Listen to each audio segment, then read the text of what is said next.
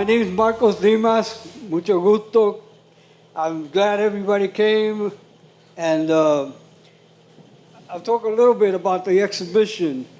Pancho here has been after me for years to do this exhibition, you know?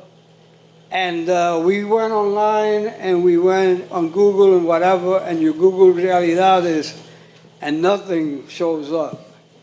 You know, so that's culture erasure, you know? So we said, well, we got to do this exhibition. So it was fortunate that somebody dropped out, and we had this slot to do the exhibition at this time.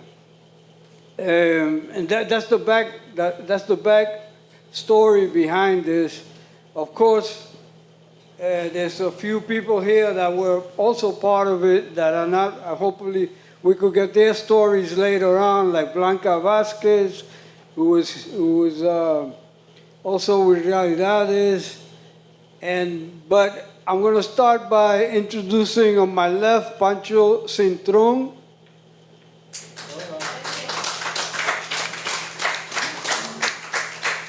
Who became executive director, a producer. Producer, sorry. I demoted him already.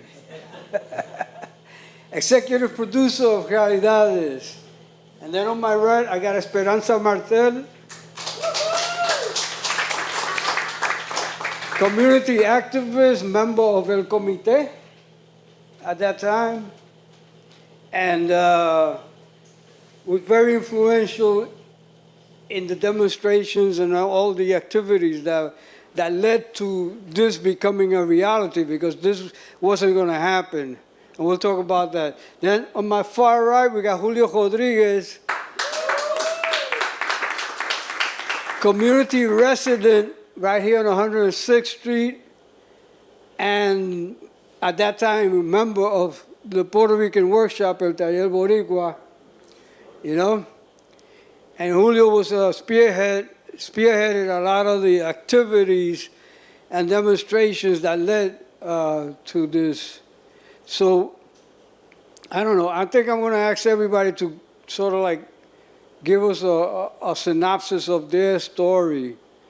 Realidades started, as far as I know, there was a pilot project that Jose Garcia did for the station to get a program, Latino / at that time there was no Latinos, it was Puerto Ricans, you know, a Puerto Rican program on WNET. And Jose Garcia took La Cajeta, which was a Puerto Rican classic, by who was it? Rene Marquez, right? By Rene Marquez. And the story was about the people leaving the farms to go to the city because of the social, no work, and the same old story, right? But what Jose did, he took that and then transported to New York City. And when he got to New York City, he started showing like the reality of the Puerto Ricans here, how they were living in slums and everything like that. So when he turned that over to the station didn't want it because it was ugly. When it came to New York, it started as a beautiful story in Puerto Rico with all the beautiful colors and the palm trees and all that, and the typography. And then when they get to New York, they get to the East Harlem, and East Harlem was a wreck, you know? So anyway, this is my point of view. There might be other points of view, but then what happened was the station didn't want to fund the project, and then Jose Garcia came over and wanted our help to start demonstrating. And from my point of view, what we did at Taller Boricua was we created a lot of posters, the signs that were used in the demonstration. So I got involved through that. That was my involvement with the project, you know. From there on, I'll talk about other things, but this is how I got there. So how did you get there? I'm still trying to remember. No, I won't make it up. Maybe I will make it up. No, you see that picture up there? That's a demonstration. And it has to do with Realidades, and I have no clue. Now, this was after we already had Realidades on the air. I have no clue how that happened. I'm an old man. You got to understand that.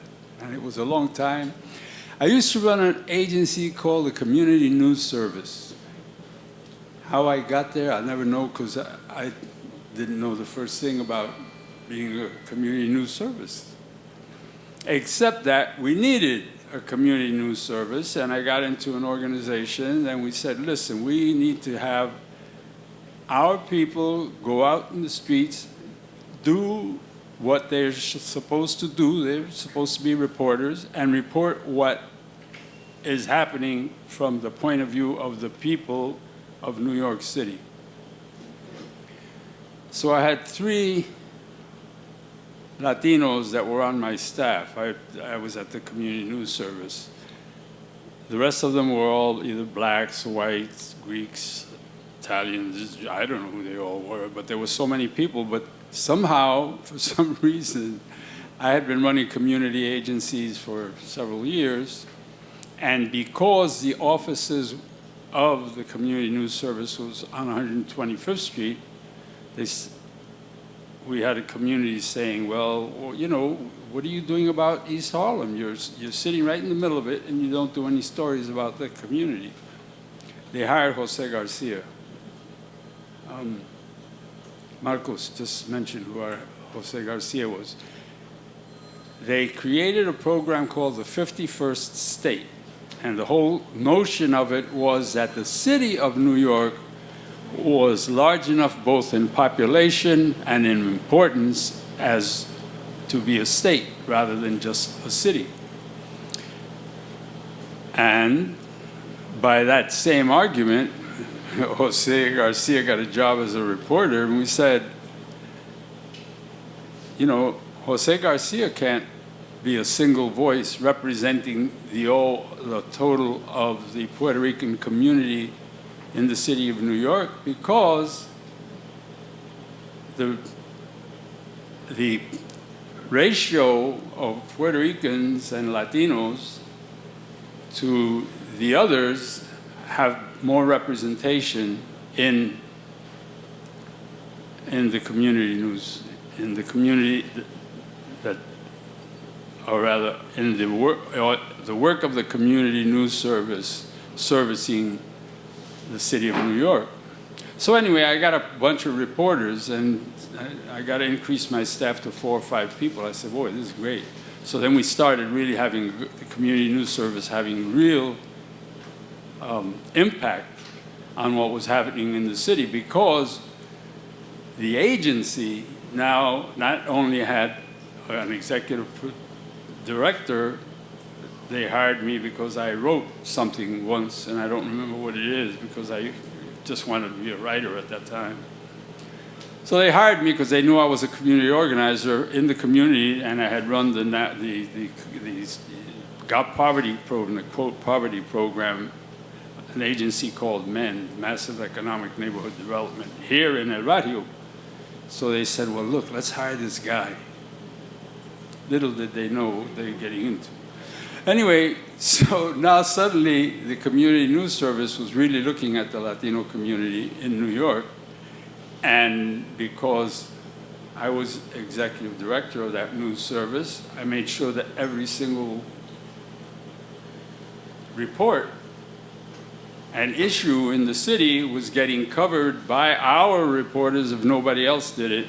And we had a contract with every newspaper in the city of New York getting, quote, community news from us because they weren't doing their jobs.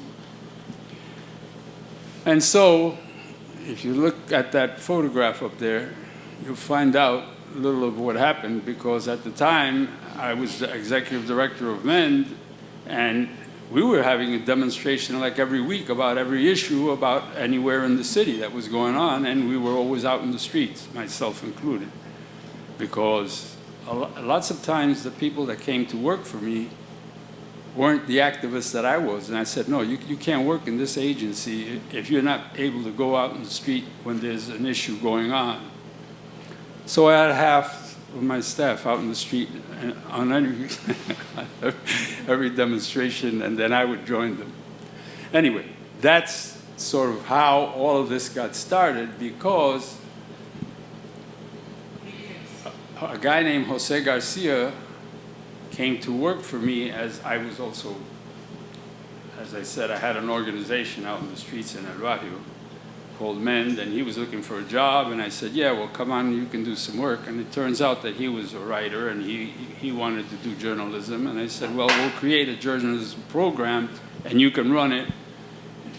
And so he went about it, and then he got into the community news service, that agency, and I had been a board member, and I said, well, oh, how nice. Now we can cover the Latino community better because we have Jose Garcia. And so Jose was doing that. And I'm going too far into the distance and I can't remember all the details. But anyway, it turns out that through Community News Service, we had a contract with the public television station, WNET, to provide them with news. And we were providing them with news, but they were not covering it with their people. And so I said, hey, wait a minute, you're paying for that news story and you're not publishing that news story, and I want it covered. You're a news station, you're a public station, you belong to the city of New York, you're missing the Puerto Rican and Latino community of New York City in your coverage and in the work that you're doing, and you better stop. So we picketed, they changed their minds, and they started covering our community. And from there, Jose Garcia left us and went to WNET to do a story on the Puerto Rican community. So we followed Jose Garcia and said, hey, wait a minute, that's not enough. You got to do more studies, because if you look, you'll see that the population, the Latino population of New York City is almost close to the size of the black community in New York City. So we've got to have more coverage by Community News Service. And so that happened, and that happened, and that kept happening. And Jose Garcia then got a job with that agency that had the television program. What was it? I forgot the name of it. Jose Garcia calls me one day and says, oh, I want to do an interview with you about what Community News Service is doing. I said, well, what we're doing is that we're going to start picketing your station if you guys don't do a program. The word got around, and suddenly I got a phone call, which I was out in the street in a demonstration, as a matter of fact, when that phone call came into my office, without the guys knowing that I was in the picket line of Channel 13. So Channel 13 is calling me at the news service to say that they're interested in any of the activities that we're involved in covering the news of New York City. I said, oh, when I got back from the picket line, there had been someone from WNET at the station. Little did he know that we were part of the organization that was picketing them, saying that they wanted to do something in the Puerto Rican community, in the Latino community. And that's how it started, because when I went there in response to their going to Community News Service, what were they going to do? I was going to send them all the stations and all of our reporters and all of our reports and all that material, and now I was one of their reporters. So that's how we got Community News Service started. And WNET became interested in our stories, and they were looking for somebody to write stories for them that they could cover. And of course, I was already there. So one day I went to Channel 13 and I said, hello. There was somebody in my office looking for someone to do some reporting for WNET. They said, oh, yes, well, oh, no, we're talking to this fellow, Humbert Cintron, and we're going to do this, and we're going to do that, and we're offering to do that. I said, oh, you are? That's wonderful. Yes, he's coming in tomorrow morning, and blah, blah, blah. I said, oh, my goodness. I got back to my office, and sure enough, somebody had been there inviting me that I was on the picket line to their station. And so I went. First thing in the morning, J.S. Lynn was there, and he was the president, director of whatever the station is. And he said, and I told him, I said, well, listen, you were over at my office the other day, and you said you wanted to do something with the community news services because we're covering the city and you're not. And he said, yeah. I said, okay, we're going to hire a guy named Humbert Cintron. I said, you sure? You want to hire him? Yeah. I said, okay, I'll talk to him and find out if that's true. I went back to the office. They was there. Somebody from the station came in. The next morning, first thing in the morning, I was sitting at J. Islin's desk. I dropped my resume. I said, I'm here. When do I start? The rest is history. Realidades, 7 years later, it was still on the air from 1971 through 1977, when we had a weekly show. And that's all history, because I don't remember the rest. I was, boy, it was, I almost said the 7-year history right here.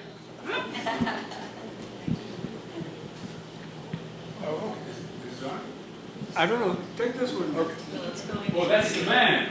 That's the man who started it all. Okay. I'm listening to Pancho speak, and a lot of this stuff I didn't know. One of the things was that, okay, Jose had done La Carreta. The station didn't want to show it. It became a big thing in the Puerto Rican community that they didn't want to show a Puerto Rican show. That's where that came off. At the same time, you have to understand the dynamics of the community, because the El Boricua was just starting and going pretty strong. At that time, I remember we were taking shows all over the place. We would pack our truck up and we'd go to Central Park and set up shows with paintings and everything and graphics, and people were like really excited to see us and to be there and to see how Puerto Rican artists were doing. So there was a lot of good stuff happening. When the thing happened with Realidades that they didn't want to show the show,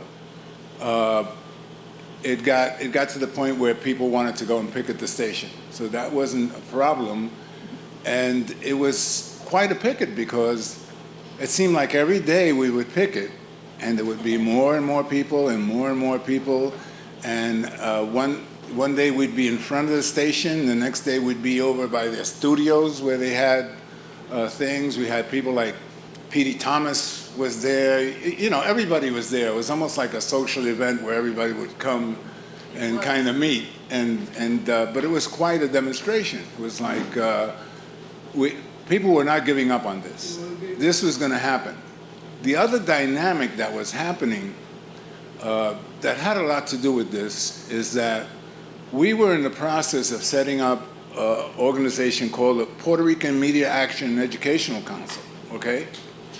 And from that, we started another organization called the National Latino Media Coalition, okay? So we were like really, the dynamics was really like growing. And it was all because of the same thing. We did not see Latinos and Latinas on television at all. And we could not convince the National Association of Broadcasters that we were a community that bought lots of things and that we were a market. They know that now, of course, because they bought all the Latin stations. They bought all the Latin networks, really. They own them all. So anyhow, we did this, and we did win the demonstration, but it wasn't that simple. I think we won the demonstration basically because a bunch of people went into the studio and turned over a whole bunch of cameras. Those cameras are really expensive, okay? Of course, we left the scene right away, so that, we knew it was, you could go to jail for that, so. But pretty much right after that, the Channel 13 wanted to negotiate because, they saw that this thing was just getting bigger and bigger. It was hurting their image because they were the public station, and the public station is the public station, right? They're supposed to take care of the public and not be like a commercial station, but they really weren't doing anything for us.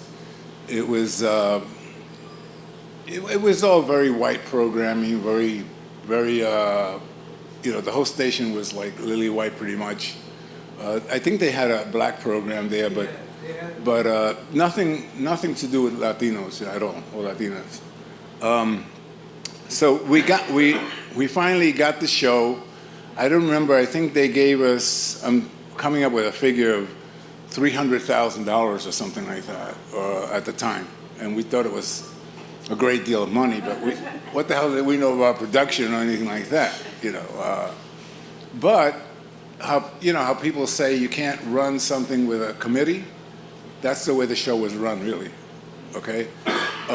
We had a group that met, I don't remember now if they met every week. It seemed like we met every week. It seemed like every week we would meet and we'd talk about the show and who was doing what and where, where that we had to reach out throughout the country and include all the Latinos that we could find. And that's exactly what was being done. We did have a pretty good staff because a lot of the people who were on that committee also were helping to put the show together. They weren't all media people, but they were just volunteering to do different kinds of things that were quite necessary. The other thing that we started doing was that we had a group that would watch TV, and then when the credits run at the end, they would actually look at every name and try and find every Spanish surname they could, or the absence thereof of any Spanish. If there were no Spanish surnames, we would use it. And these things got to be pretty effective because you were doing actual research on what was happening. And that was also very helpful. And then we started suing stations. NET got sued. I think the only ones we didn't sue was CBS because they always used to buy us lunch. No, no. We did sue quite a few stations for the same thing because they were not doing anything for the Latin community, the absence of the community. And I don't know whether you realize this. Every station has a license, okay? So we learned that you could challenge that license when it comes up for, I think every 2 or 3 years it has to come up. And it's very easy to challenge it. You could say they're not doing any programming, any even kind of public service programming for Latinos at all. And that was true. That wasn't happening. So I remember it was Jose Rivera was our lawyer. He was from the Puerto Rican Legal Defense Fund, and so they were helpful. They were helpful until we picketed the Ford Foundation. Then they weren't helpful. They got pissed. A whole bunch of Puerto Ricans got pissed when we picketed the Ford Foundation because they were all getting money from them. So we didn't give a shit. So excuse my language. They had to be picketed. They were picketed. So basically, I just want to let you know that there were a lot of things going on at the time. Like I said, the taller was going hot. We were identifying different artists in our community. A lot of people were coming in, introducing themselves as artists, and they had a way of painting and doing silk screening and doing all kinds of different kinds of art. We started identifying people who were in the industry to work on different shows. And we started identifying people throughout the country. And that was very helpful. That really helped us when we set up the National Latino Media Coalition, which was another group that was very successful. It didn't last very long, but I can tell you that there are a lot of people who are working now who were all part of that, you know. And I think it's time for Esther to jump in here. So everybody's telling their story from where they stand at that place in history, which is wonderful because that's how oral history gets developed and we find truth, right? So I'm coming to this from a different perspective and within an understanding that Realidades and the activism did not come out of thin air. The Puerto Rican community was in an uproar, right? The young lords with the garbage offenses, Lincoln Hospital, the takeover of the church. On the west side, El Comité with the squatters movement. And wherever there was a pocket of Puerto Ricans in this city and in New Jersey and Connecticut, people were organizing. Puerto Ricans were organizing and saying, basta ya, enough. So this activism is right in the middle, this fight for Puerto Ricans naming themselves and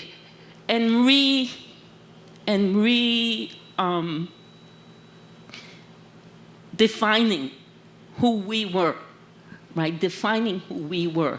And then demanding for the powers that be an equitable program, right? And it wasn't easy. So we get everybody's story, and it's after the fact.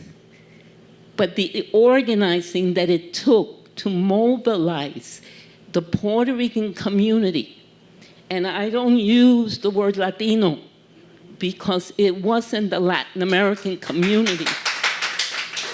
Very clearly, I mean, my take on this Latino thing had to do with the white powers that be that want us to, ¿cómo eso?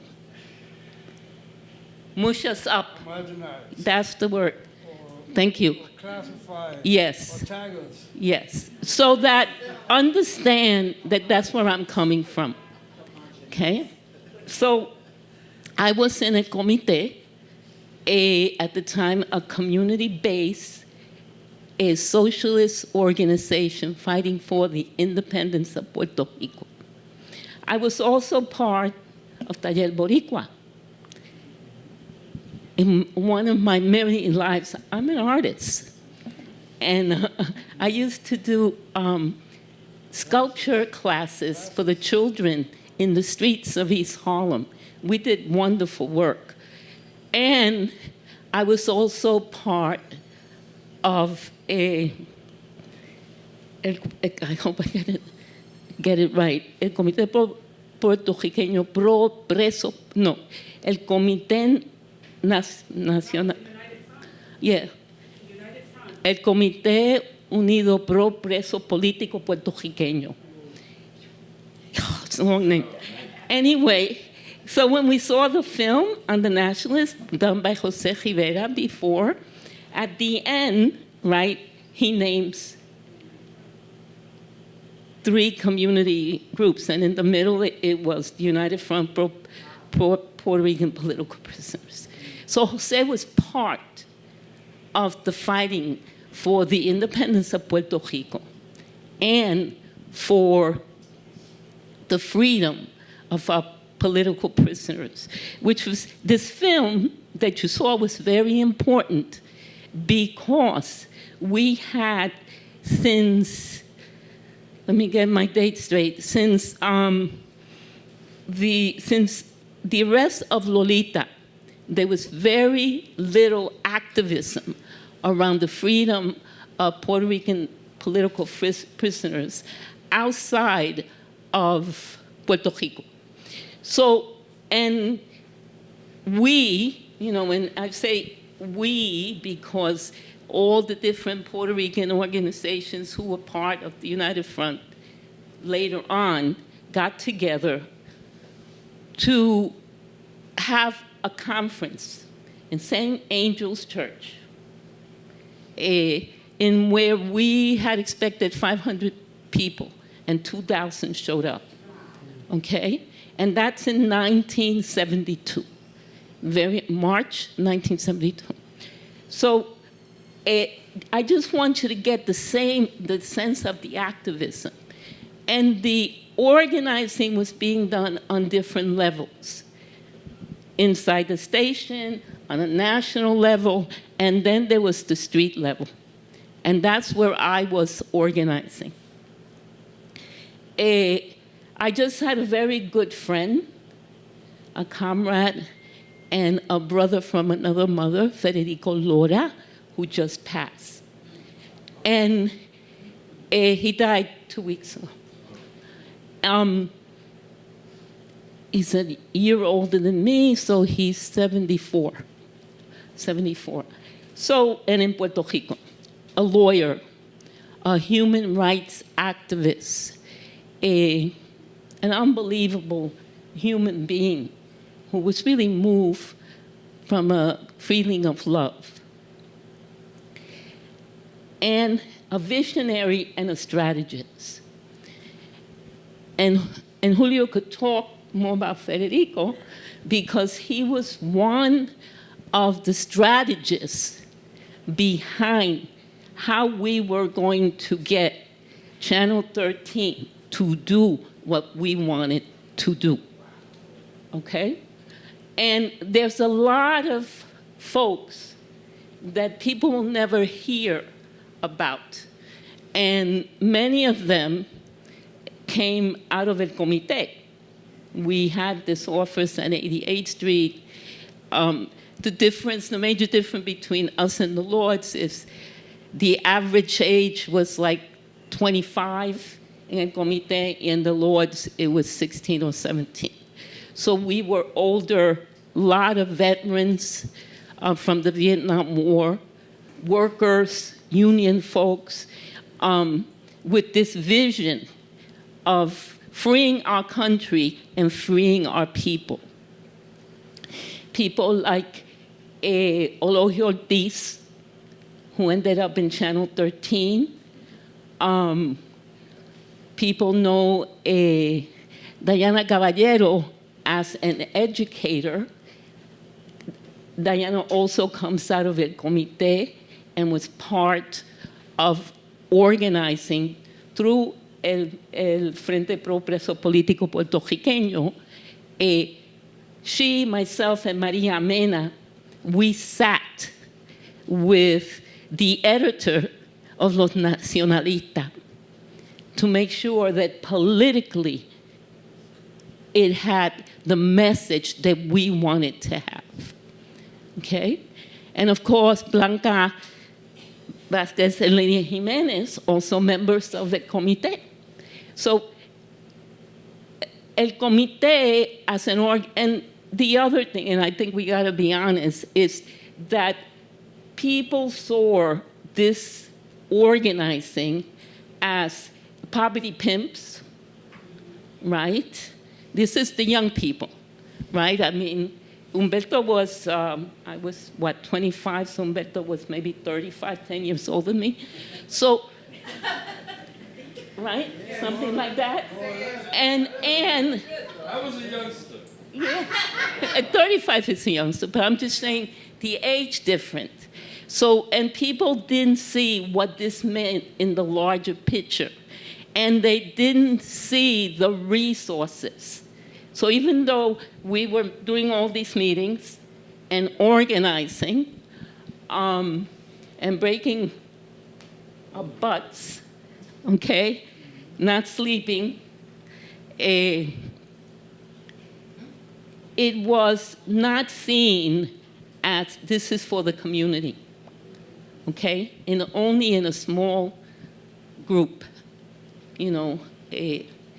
But the comité did see it as the possibility of what could be done with the resources.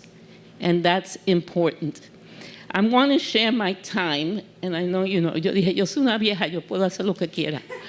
And he loves me anyway, so it's okay. No problem. I want to share my time with both Lilian and Blanca so they could share a little of the story, because I think it's very important, especially because both of them ended up being media people. I'm not a media person, even though I was the editor of Unidad Latina, the assistant editor, and I know about propaganda a lot.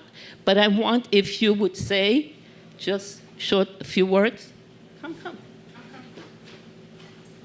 Just 2 chairs. I was going to invite them for the next one. Invite them anyway. Good, how are you doing? That's good.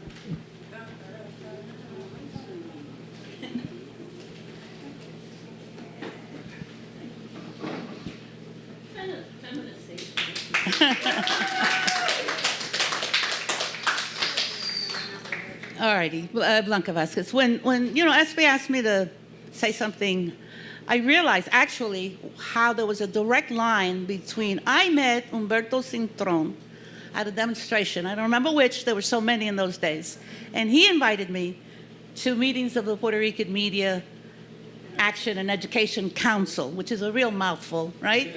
And that's actually where I met SB, who went on to recruit me to the Latin Women's Collective and everything else because she's a recruiter, right? So my entire trajectory comes from having met Humberto at a demo and getting involved in all of this. Although I was already a reader and a news junkie, right? I say my father used to, was a cab driver and he brought newspapers home. So I grew up reading all of the people would leave them in the cab, So I grew up reading like 5 or 6 or 7 newspapers a week. So that's my media junkie stuff. I want to talk about this a little bit.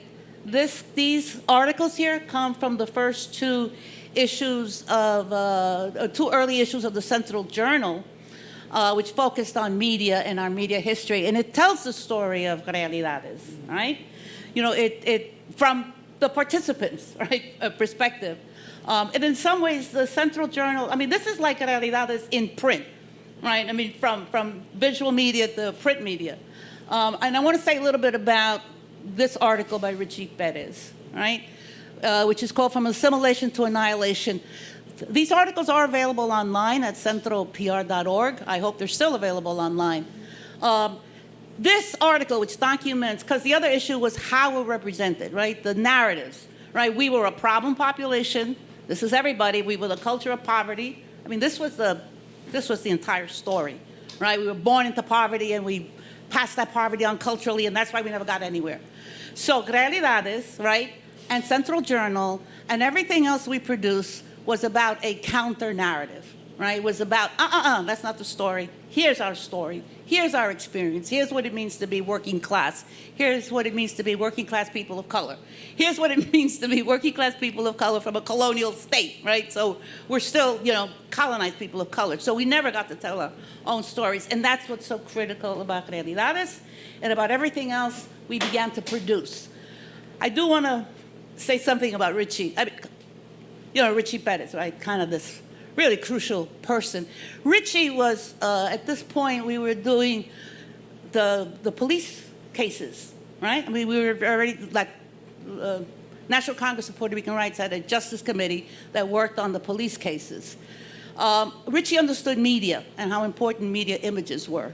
So he had created a slideshow, right, where he took particular films, right, in our history that represented us and did an analysis of what was wrong with that and tracked from the early stories, from West Side Story, let Puerto Rico sink back in the ocean, West Side Story, right, to what was happening in the 80s and 90s, what he called the hardening of the image, right? It's kind of like everything was Crips and Bloods and, gangs, right, and vicious. So we were trying to get Richie to write this down, write an article. And, he kept saying, yeah, I'm going to do it, but he was so busy. So in the end, we got all his notes. I got all his notes from this slideshow, right? And then I just edited it into what is actually a really, really important story, this analysis of our images, which has to continue, right? Because this is like from the early 90s, right? So there's still a need to really analyze how we're represented and to really deconstruct those images. There's also in that article, a history, Lilian, I guess will talk to this, where she does a really early history of the first Puerto Rican filmmakers, documentarians, and narrative storytellers, also really important people in our lives. So this is, again, telling our stories, our perspective, our analysis, our criticism, right, our radical criticism of, our reality, right, our colonial reality. Still true, right? Trump doesn't think we're citizens of anything, right? I guess. So, these are still the same issues we confront. And the only other thing I want to say is historical perspective. We have to tell our own stories. Our stories, this is ours generationally, and I want to really thank Taya Boricua and everybody here for telling this particular story. But people are beginning to tell our story of our generation, and they're beginning to omit, and they're beginning to distort. All right? So, and just to give an example of that, so in this very respected journal, actually out of Chicago, is an article that says about the Central Journal. It's actually called like 30 years of the Central Journal, 3 decades of struggle and scholarship in support of Puerto Rican studies. So here's an article about Central Journal, right? I was the founder of Central Journal, 15 years the editor. It doesn't mention me. Wow. There's a little footnote. In a footnote, it mentions my name. Just to, we have to tell our own stories, right? Because it's getting distorted. The woman. They always forget the woman. You know? Which is another layer, right? Anyway, thank you.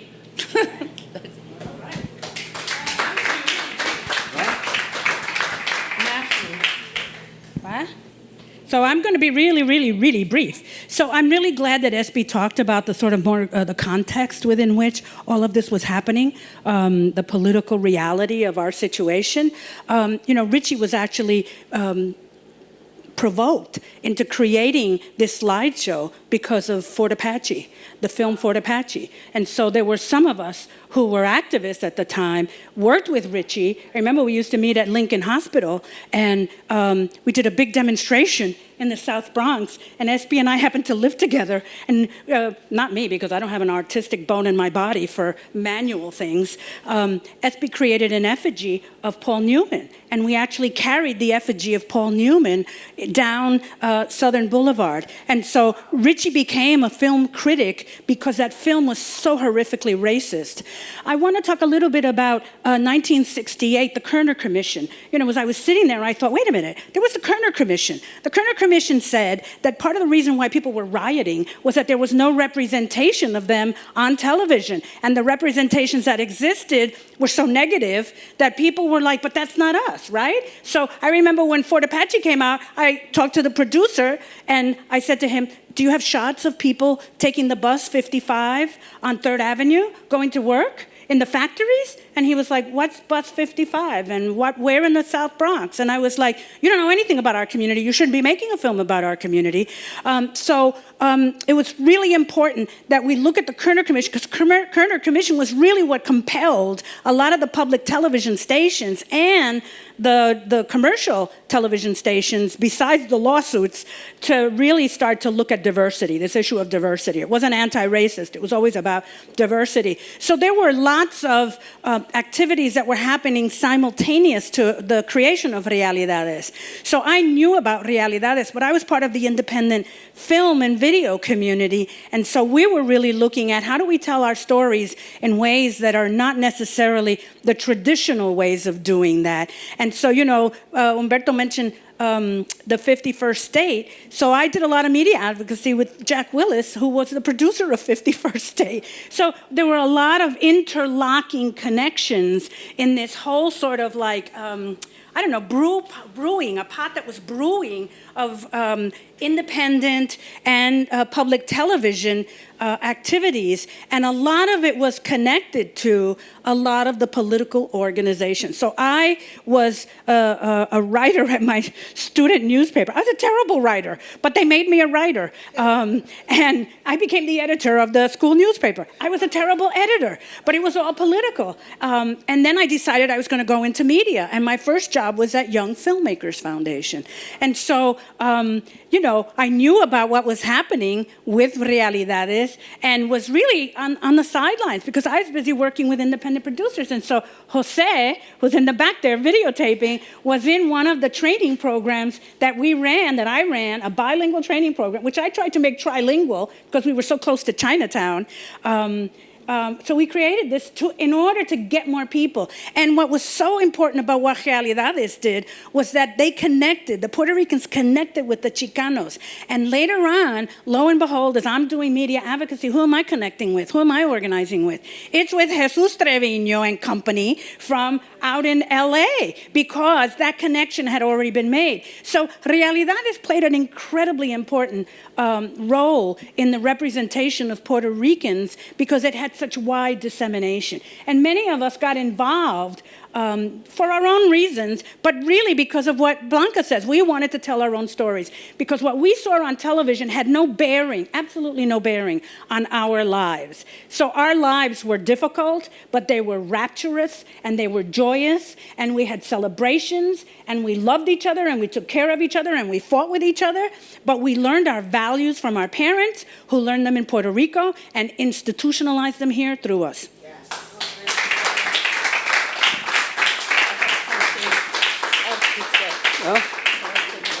Go ahead.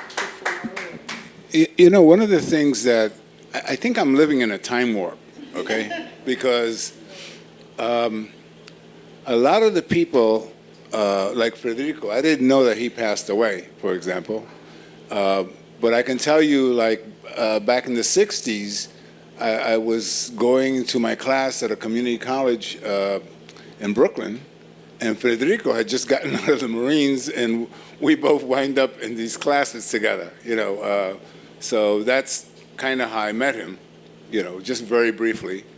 I went to Puerto Rico, and of all the people I was looking, does anybody know Helena Valentin? Yeah. Okay, so I'm looking for Helena Valentin in Lattice. Well, he had passed away about 4 years ago, but I didn't know that. So then you're talking about Richie Perez, right? Another genius from the neighborhood, right?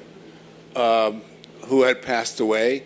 You look at a lot of the people up here that you see, and a lot of us were just not here anymore.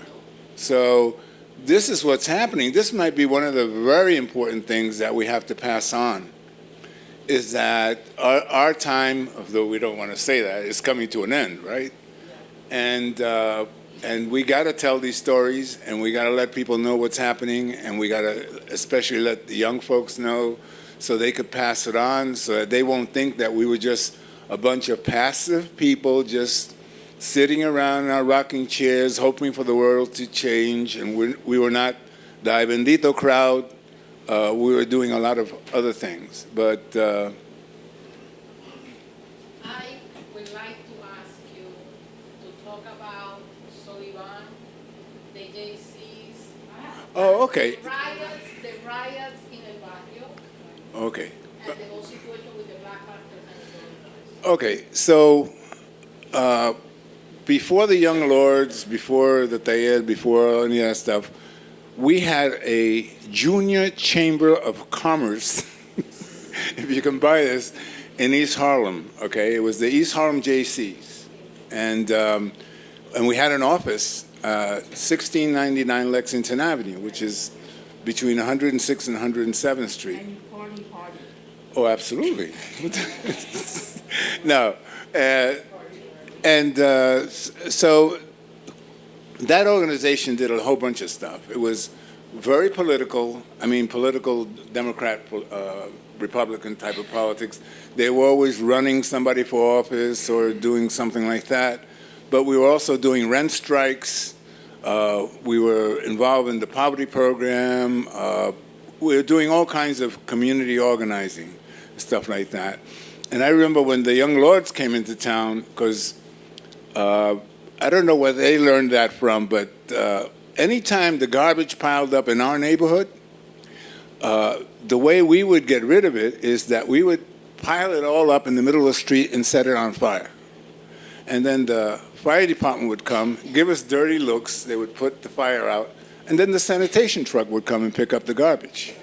So that was a community activity that we would get into, and they started to learn, well, if you don't clean the garbage here, these guys are going to burn it.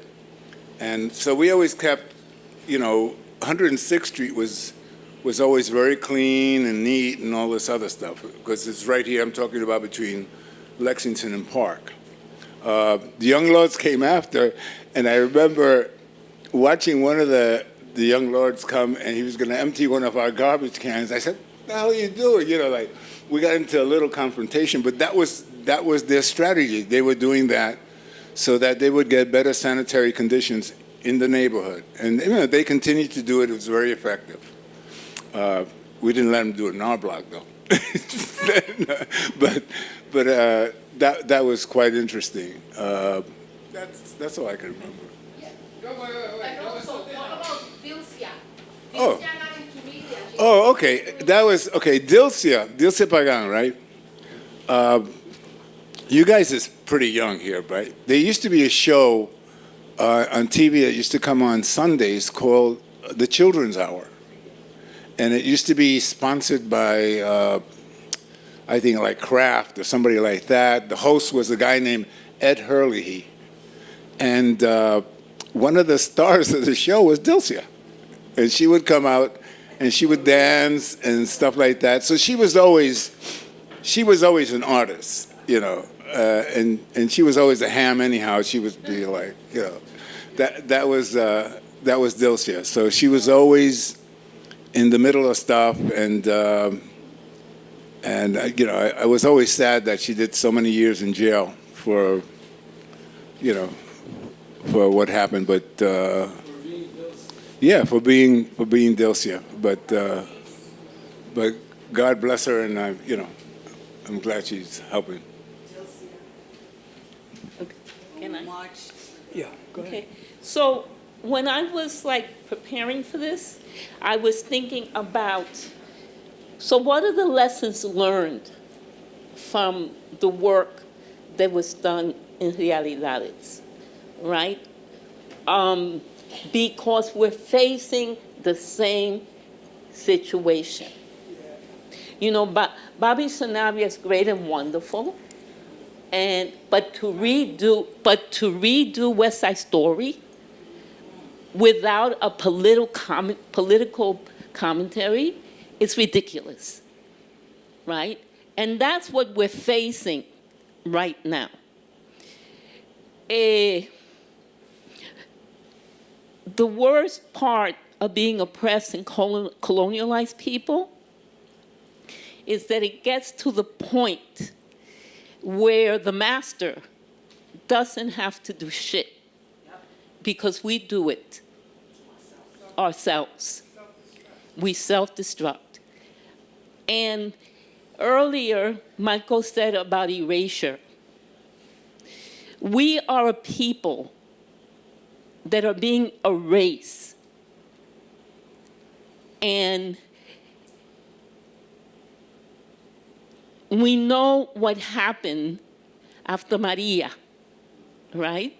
In 1950, 1/3 of the population left Puerto Rico.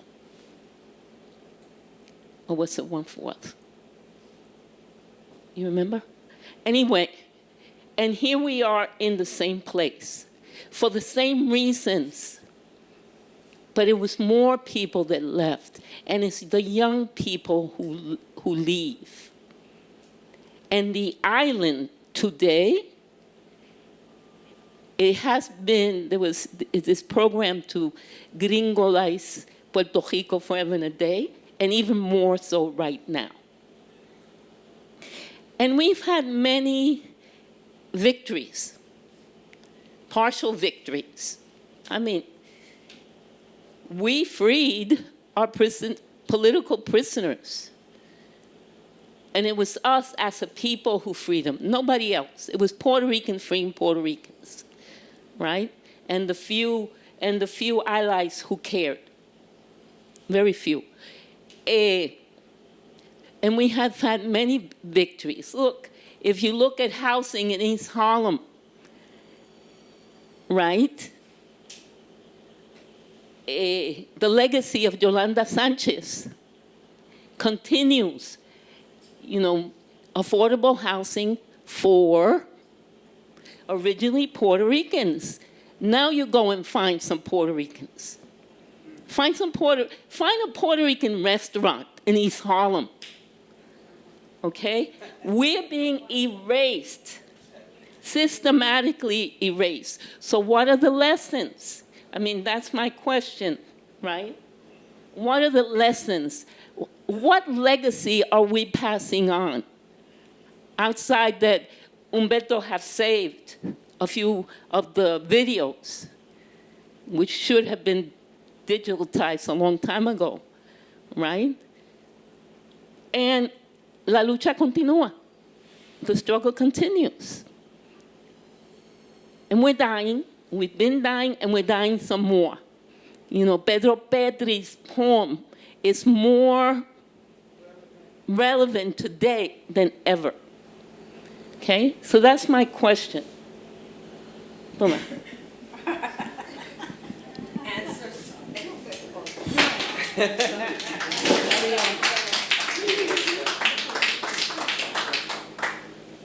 If you were expecting an answer from me,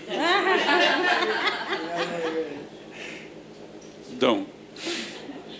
What do you think? Well, I'll tell you what I think. I think that each of us has a responsibility to leave a legacy, whatever little legacy there is, through your family, through your friends, through your relatives, through any activities you may be involved in that you can continue or try to, at least, so that the legacy does live on. Thank you. Well, yeah, question, Nitza? It's not really a question, but what I said, okay, we're leaving a legacy. There's some people here who are leaving legacies. We have done our work. I think it's not over. I think that we need to regroup and organize. And we need to bring young people into the table. And this group that is here should really undertake that. That's all I have to say. Yeah, I agree with you. I agree that we need to bring young people into the table now. How many young people do you see around here right now? So we have one over there. Raise his hand in the back. but no, that's I know. They don't have to be Puerto Rican. They could be Latino, Latinx, whatever they want to call themselves.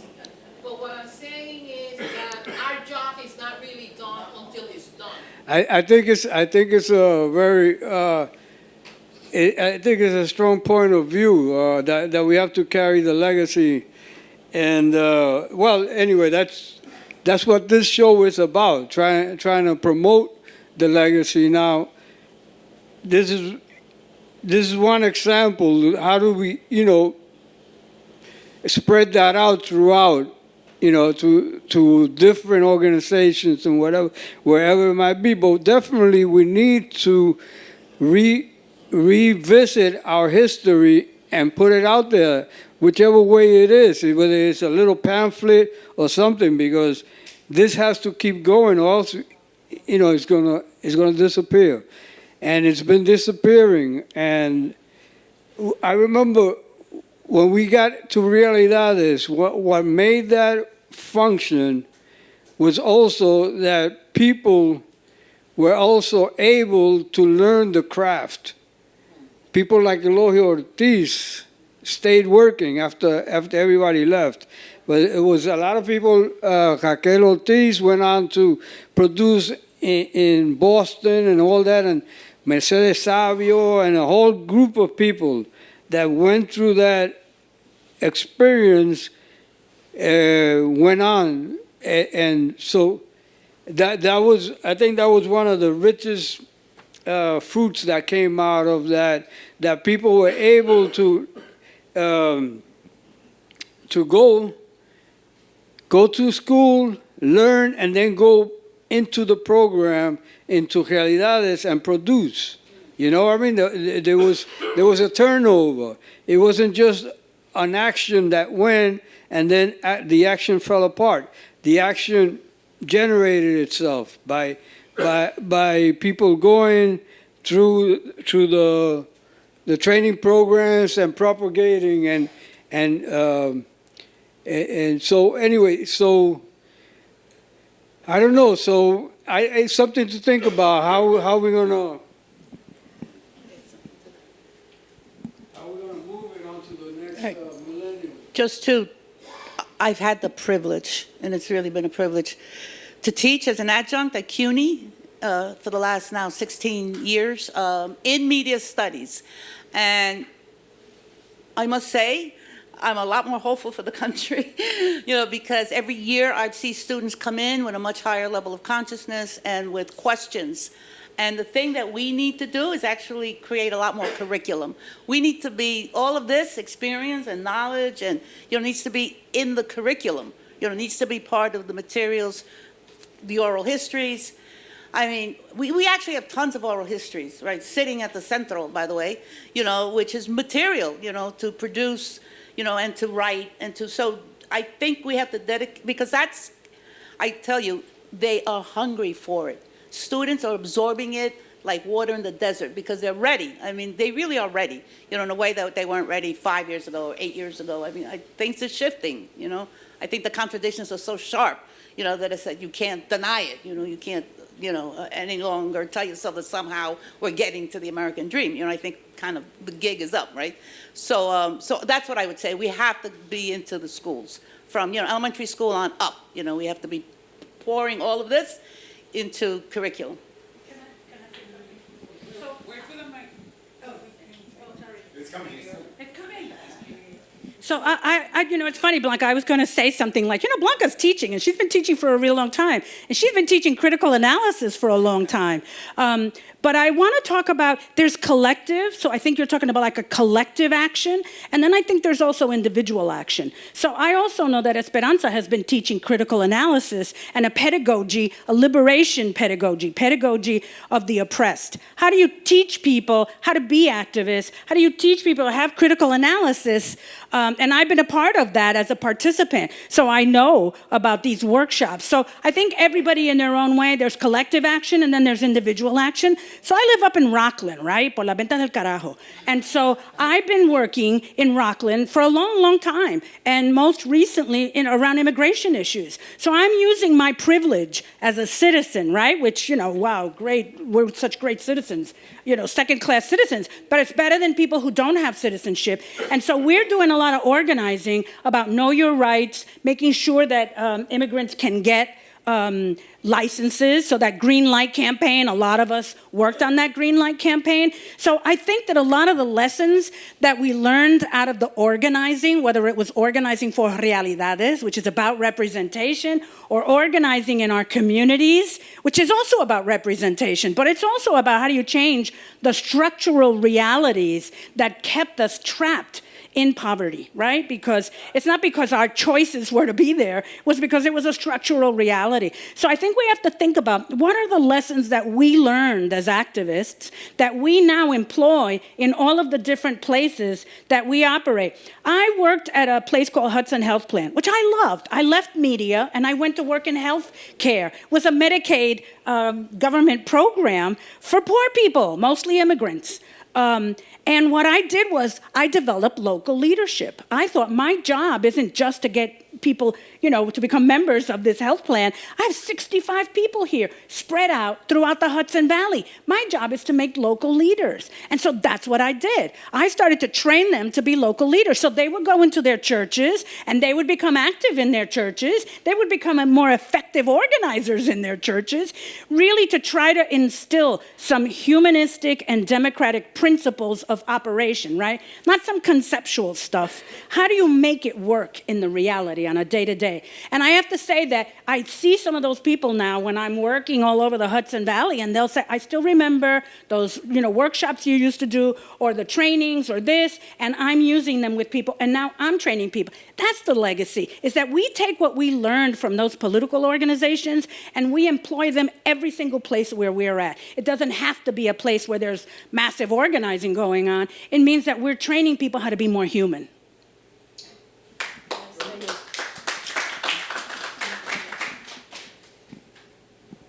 I was thinking about the question about engaging youth, younger folks. Look, young people are organizing, okay? One of the leading Puerto Rican / Latinx groups on La Red, whatever, is La Respuesta. If you haven't seen their stuff, look for them. La Respuesta. One of the most interesting things that happened when Netflix did the film on Maria, there was all this criticism, right? And that was recent, what, 3 or 4 weeks ago, a month ago, right? And people were saying, oh, they did it wrong, that's not the vision. And young people have been producing film with their videos, with their cameras, saying, this is what happened. Okay, this is what happened. So I don't think young folks are doing what they're doing and using the resources that are available for them and all of social media. However, they have lost a link with the historical past of Puerto Ricans, right? And that's not, those that will go out and do some research, but that's not on them, that's on us, right? Each one of us here has a story to tell. As Blanca says, Lilian, she didn't say Lilian, but I'm saying, Lilian did a lot of oral history that are sitting in the Centro. I did Helena Valentin's, the original oral history. I think Lilian did a second one. So how do we bring the history to our young people, right? That's the question, right? How do we, people who are retired, right? Why don't you go and volunteer in a public school or go into a library, right? The right is burning books. And we need to teach people how to read. Basics. How do we do that? And how do we document it? How do we pass our story? Yeah, I just really, I wanted to just listen to all of you. But I think Antonia Pantojas had done a major conference about Puerto Ricans in the 21st century. She did that around 10 years ago, probably. And one of the things that came up was, and there were a lot of panels around that, it was really fascinating. But and one of the things I said when I was there, I wasn't on any panels in the audience, was that, and that's when I had launched prdream.com. And so I said the future of Puerto Ricans is on the internet. And it was partly like promotional too. But just following up with this idea of social media and young people, one of the things that I teach at City College, I teach filmmaking. And it's a very diverse population, and mostly students of color, which is really fascinating to see all of them together. And it's one of the beautiful things about the CUNY system. And just something I discovered recently from my teaching was to allow the students to teach me. And of course, partly that comes in the form of technology, partly how they use technology, not how I use social media or how we created this website that's like the oldest Latino website. web. And but how did they use it? And how did they use just animation? And how they use their phones and create their own type of media, and how they're communicating with each other in a way that's sort of removed from what I'm familiar with.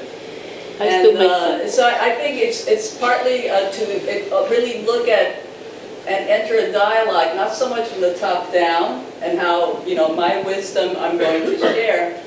And I'm not saying that that's what we're trying to do here, but to really listen to them and how, what they're doing and what, they're outraged about a lot of things that are going on, especially the environment. I think that's really critical. And so that sort of opened up this whole other way of interacting with them for me, instead of being so professorial and just listening to them and their backgrounds. And of course, giving them feedback. I had one Palestinian student, for example, who wore a yarmulke and was sort of hiding his identity that he was Palestinian and just making believe that he was Jewish. And I said, really, why are you doing that? And so he sort of moved away from that. And I said, why don't you do some documentaries about Palestinians and what's happening? And so I'm happy to have had that impact, but it was also after entering a dialogue with him and the work he was doing. So I just wanted to bring that up, that it's partly like listening and learning from them too, I think. I think that was really.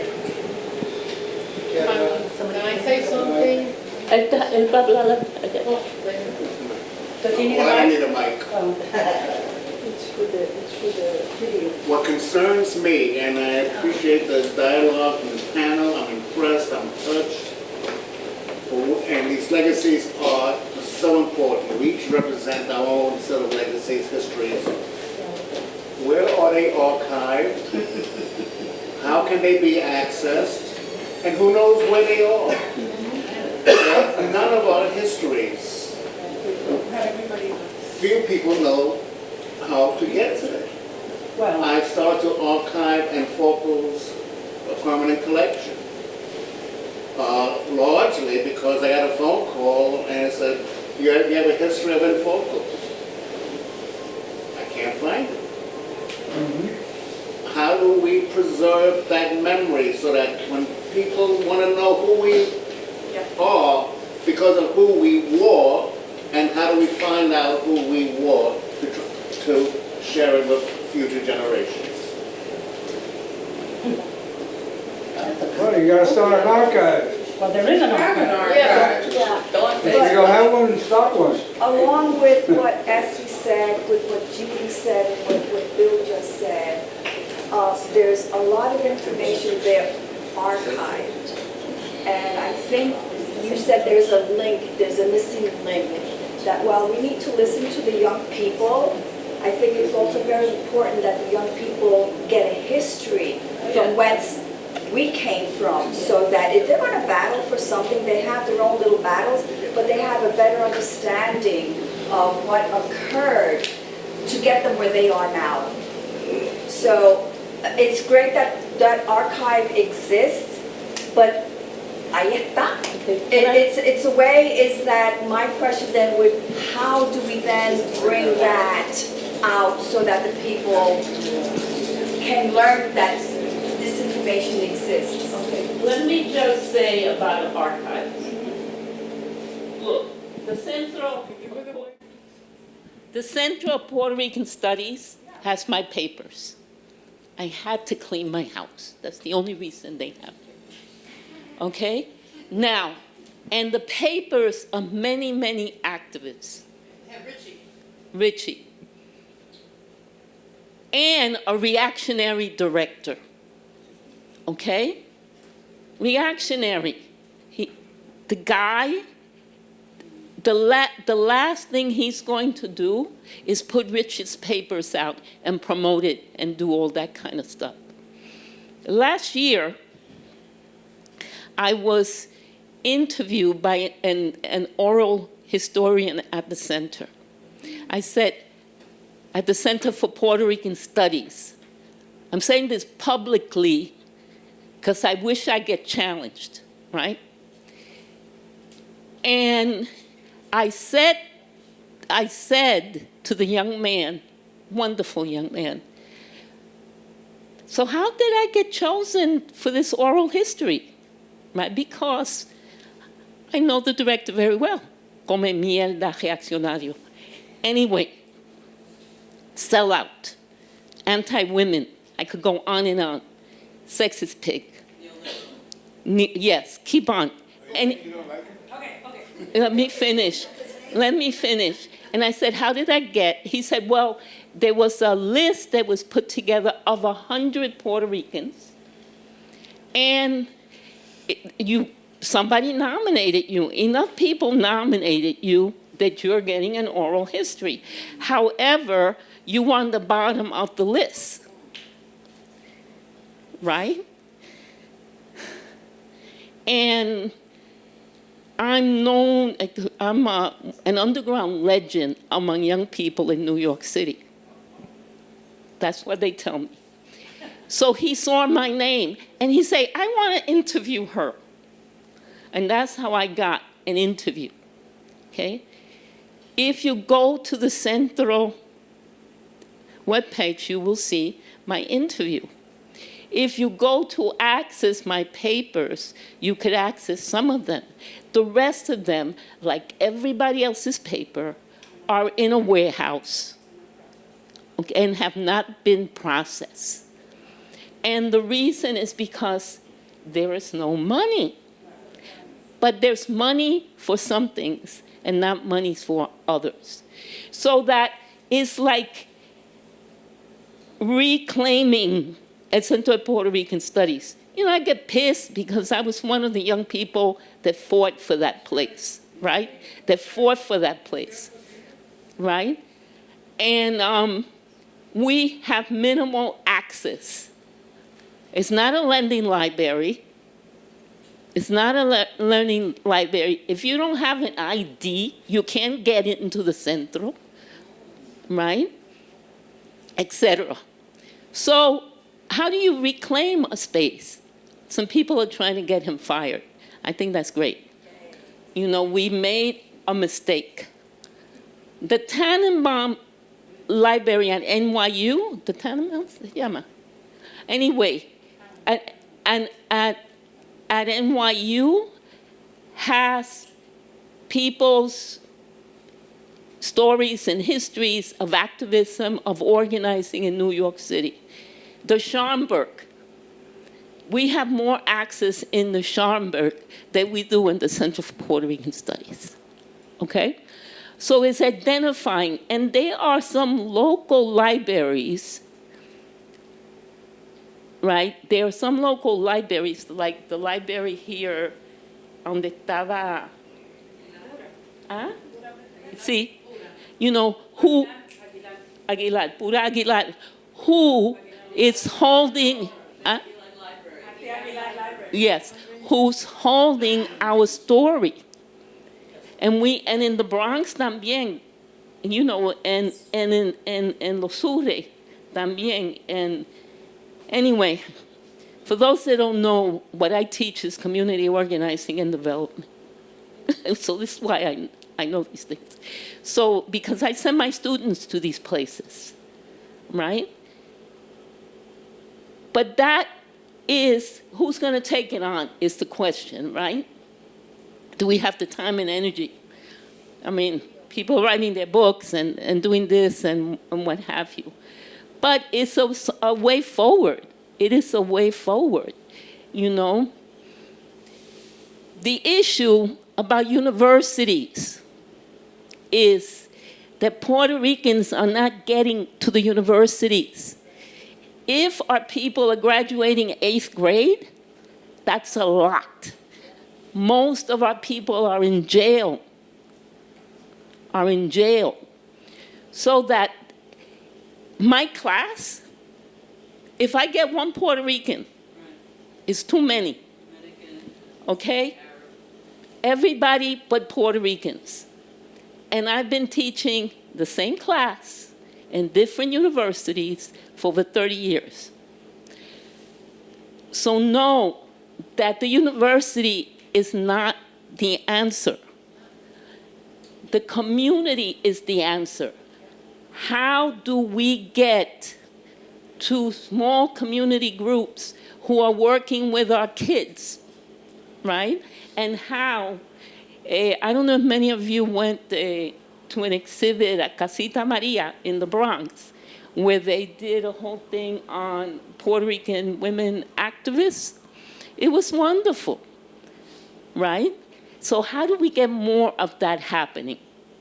And that we could do, right? We could do. And you have enough knowledge that it could be done. It could be done. But we have to go back to the communities and demand for Puerto Rican programming. Grassroots Puerto Rican programming. Yeah, that's like really, it's amazing that, I think there's a documentary that came out also that's called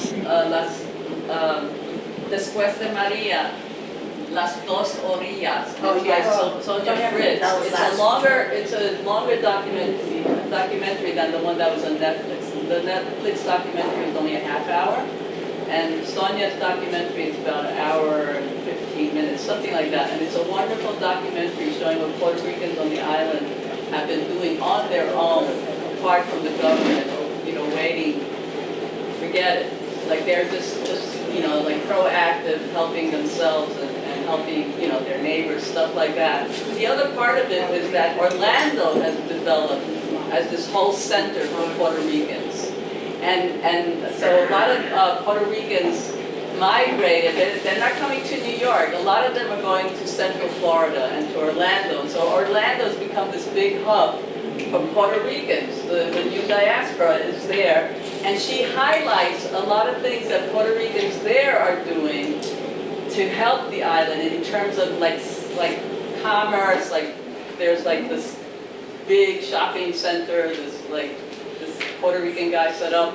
But then there's also like a lot of other Puerto Rican businesses that have been created.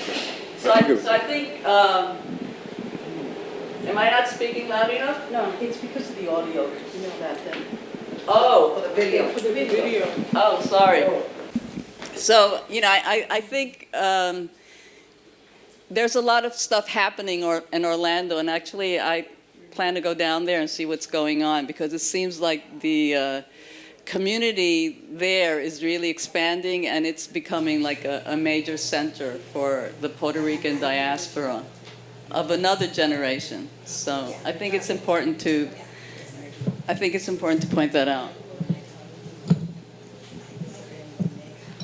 Good afternoon, thank you. My name is Donna Lorenzo. Partially raised in Brooklyn, and then we went to Jersey City.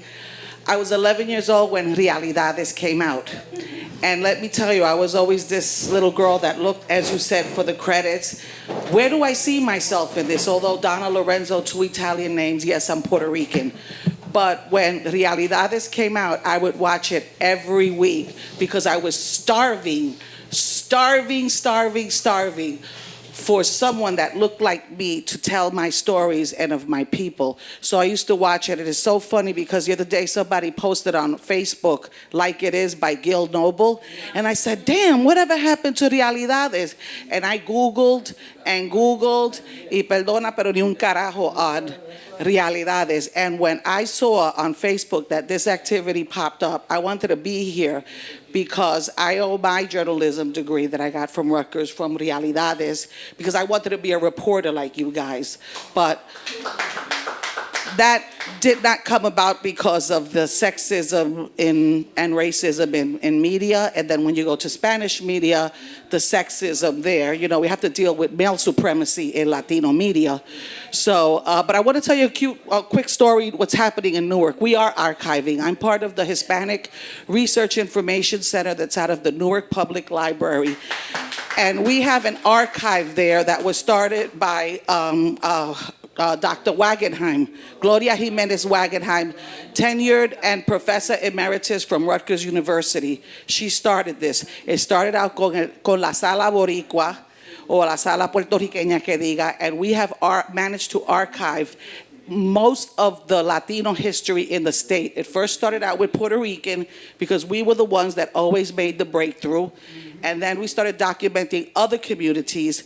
And then we found that not people in Newark didn't even know there was a riot in Newark after Kenneth Gibson's second election to be the mayor, because the Puerto Rican community, as it did in Chicago, as it did in Philly, as it did in a lot of communities, really took that election over and people won. And in Florida, the electoral vote for Barack Obama, don't you forget, because of the Puerto Rican community.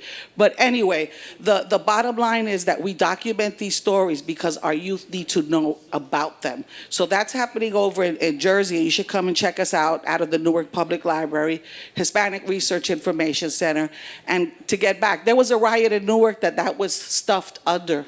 And it wasn't until one of the archivers in the Hispanic Research Information Center uncovered it. And I thought, wow, this was a big riot in Newark. So our stories are there. We just have to get people to tell them and save them and archive them and share them with the community. I just wanted to mention something. I've been to Puerto Rico several times, like lately, and one of the things that I've noticed is there are a lot of young farmers coming up.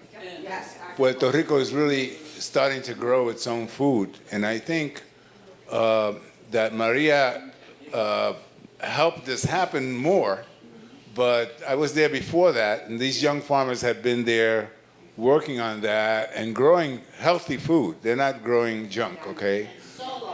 Right, and so they're like, there's this thing happening, and it's just wonderful, I think. You know, I think people are going, they're sort of going to the point where Puerto Rico is going to grow about a fourth of its food locally. And if you know anything about Puerto Rico, everything's been coming from the outside. So I think it's a wonderful thing, so don't despair. If you go to Puerto Rico, you're going to wind up eating local. But it's also complicated because Monsanto also leased, and the government, against the Constitution, leased a tremendous amount of land to Monsanto, and they're doing a lot of their GMO experimentation and development, which is like counter what the small farmers are doing. Like, I consider the farmers in Puerto Rico the vanguard of any sense of independence or autonomy. You gotta get Monsanto out. I think we have Realidades really in here in this room. The job is not over. Like I said before, it's up to the elders to come up with a plan and bring the young people to carry it on. I don't know how the hell we're going to do this, but we're going to have a lot of faith and do this, because the university are not going to cut it out. I've been a professor in Trinity College. I've been at Centro, Connecticut State, creating a graduate program. And I always ask myself, where are the Puerto Rican kids? The parents don't want them to go into certain careers or whatever, because they're looking to make a job when they got out of the university. We're still in poverty. So what are we going to do about that? I mean, I can leave a legacy. My dad left a legacy in 103rd. That's not what it's all about. That's not what it's about. It's about what are we going to do about bringing young people and putting a plan together. Even in the internet, where we have all these different archives all over the place, then we're going to become the national whatever. We're going back to Channel 13 and asking that we want young people to get in there and start doing some programming. We got to do something. You know what I'm saying? I don't think Marcos and Humberto killed themselves for 2-3 years to put this thing together at Taller, so that we could sit here, and we should have had more people here. So it goes to show you on a Saturday. You know what I mean? I mean, it's a summer, but you know what? What's going on? You know what I'm saying? What's going on? Yes, so I want to just mention something, and it's an idea that I've had for a long time, but everybody here has their own contacts, sources that they know about that are currently existing on the web, wherever. I want you to email Marcos. You have the brand new email. What's your email now? That's the Gmail one that you did. Okay. No, Tayel Bori, it was a okay. Tayel Boricua at Gmail. We're just going to go directly to him because this, right, yes. Everything, this thing is going to be, this program here is going to be on YouTube. It's going to be in our, in YouTube and on our archive at tayelboricua.org. But send him, because when you post something, there's tags and links there. So you can take that and start sending it out, sharing it out with all those other links that can come in. So tayelboricua.org, if you do that, it will get to him and it'll get to me, and we can start from there and connecting in whatever way we can. I will offer myself as an artist. If you put your all emails in a book over here, where we will start a saloon. What is a saloon? We can meet every 2 months, a salon or whatever. We could call it the Latino, the Puerto Rican salon, whatever. No salud, el salón. El salón is where you go and you meet and you talk and you come out with ideas. We can have wine, we can have a potluck. I'm willing to have it in my studio upstairs, and we can set up through email, whatever, and we can start talking. We need to come up with ideas. And if you have 2 young people that could come into this meeting, I think you should bring them in. I'm willing to offer myself to do that. Thank you. Marcos, I just wanted to say something. For Realidades, I think Zenaida Mendez left, but she indicated that Manhattan Neighborhood Network, the Firehouse, will show this during their film. They have a monthly film day in the evening, and then we can have this discussion, and then that'll be shown all over Manhattan and all over the world while it's streamed. I just want to say something that piggyback on something that SB said about her identifying as Puerto Rican. It is important that if you're Puerto Rican, you identify as such. And I understand the Latinx and the Latino, but this is why we are being erased. We have a history, and it seems that nobody knows about this history. I'm Dominican, but all I can tell you is that there is an issue still, and it's not the elephant in the room. It's spoken about, but the issue is that we are a colony, and we must always remember that. We have to organize around that, but at the same time, we must not erase the identification of Puerto Riqueño y Puerto Riqueña, not Puerto Riqueñex.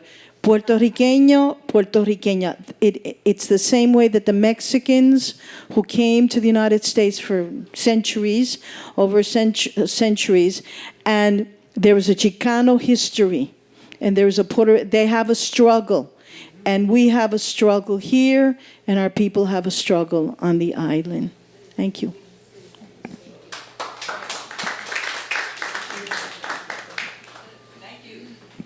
I guess I'll just wrap up on this. I think we ran around the block a few times already. But anyway, Tayel Boricua is always you're always welcome here.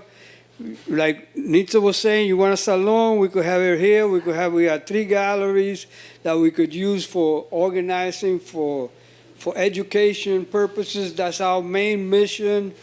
Is to promote culture and education, and that's it. I think we said everything we had to say about it, and I hope to have a second panel with the people who didn't show up, because there was this Eloy Ortiz. There's a few other people. I wanted to invite Blanca and Lilian also to participate but they participated here, but they're welcome to come back again. And so because I want to be able to capture all those stories on videotape and have that become what stays after everything goes, after we die or whatever, you know? And there'll be a record of these stories. I think this was a very important movement that was created in the 70s by Puerto Ricans, and that has to live on, you know? So,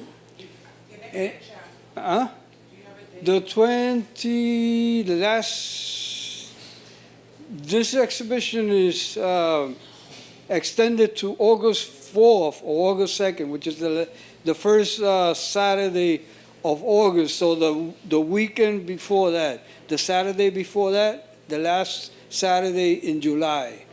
I think it's the 27th right now, you know? Raquel Ortiz is coming. She's going to participate in that one.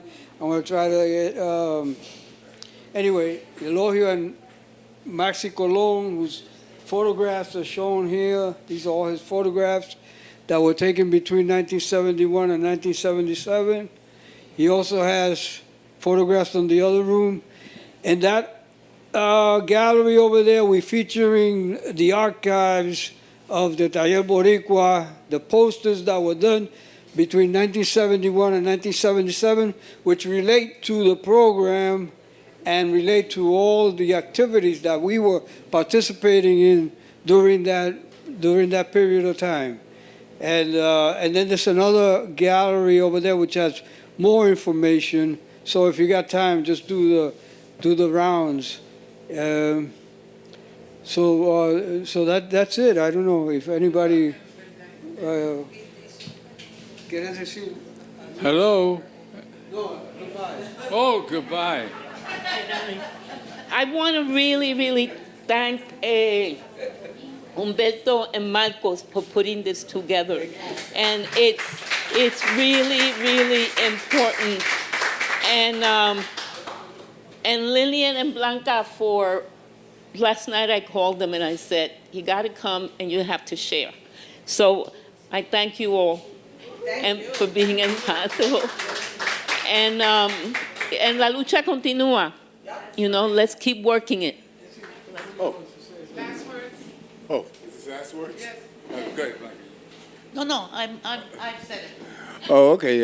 Well, it was nice being here and reminiscing. And like I say, I'm still going to be around for a few more minutes before I drive back to Massachusetts. If you guys have any questions, be more than happy to answer it. And thank you for coming.